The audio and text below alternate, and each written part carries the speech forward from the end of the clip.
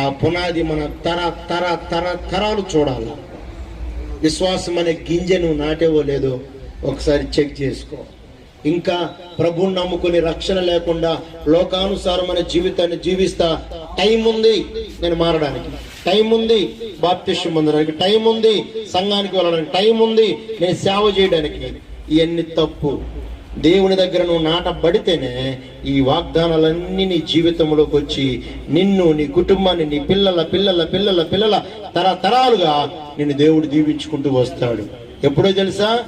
నీటి ఊట దగ్గర నాటబడినప్పుడు.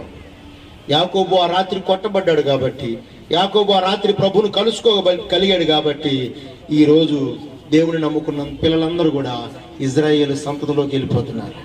హల్లెలూయా. ఆయన పేరు మీద ఒక దేశమే ఉందంటే అతిశయోక్తి కాదు.